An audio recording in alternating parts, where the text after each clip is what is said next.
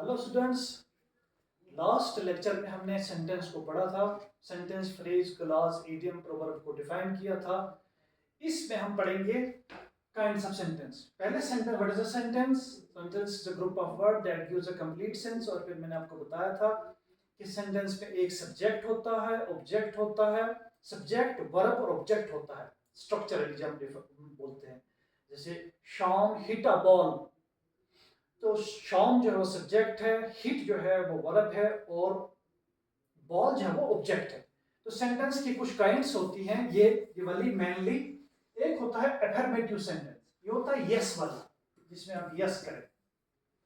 Will you have a T? आप एक चाय का कप पियेंगे? यस, मैं पीऊंगा।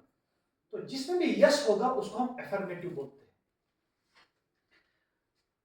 जिस जिस वाले सेंटेंस में नो होगा, ये इसका अपोजिट है। अफर्मेटिव का ऑपोजिट नेगेटिव है।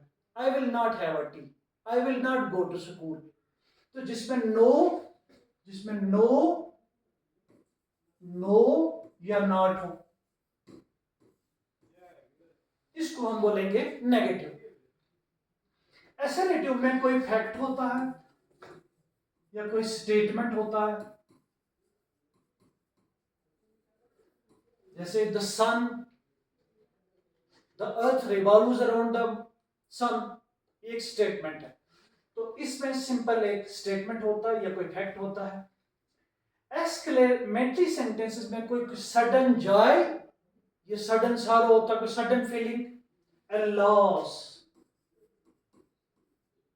a loss, इसको हम बोलते हैं साइन ऑफ एक्सक्लेमेशन।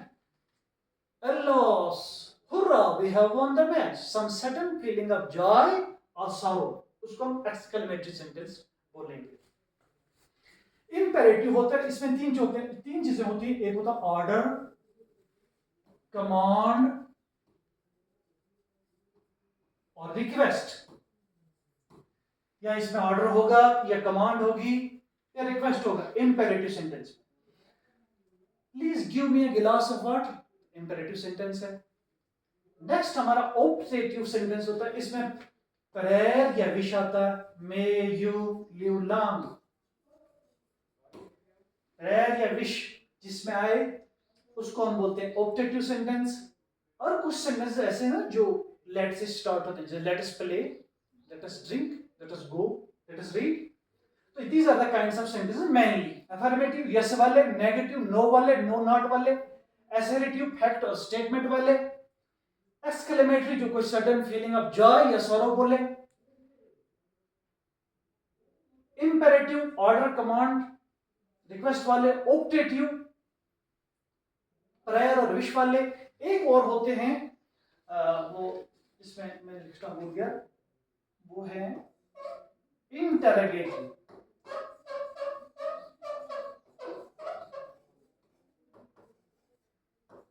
जो क्वेश्चन पूछे, व्हाट इज योर नेम, ये क्वेश्चन पूछे। इनके पीछे हम ये साइन लगाते हैं, साइन ऑफ इंटरोगेशन। ये साइन ऑफ एक्सक्लेमेशन है और ये साइन ऑफ इंटरोगेशन है। तो इंटरोगेटिव भी सेंटेंसेस होते हैं जो क्वेश्चन पूछे। इसमें इसी लेक्चर में मैं थोड़ा सा ये भी डिस्कस करना चाहता हूं।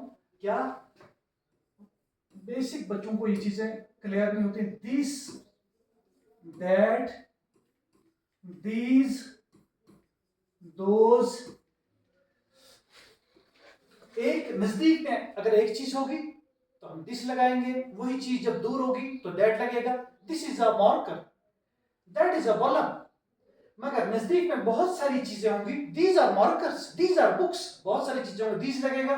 और यही चीजें जब दूर होंगी तो दोज लगेगा, ज्यादा चीजें दूर में होंगी तो दोज लगेगा।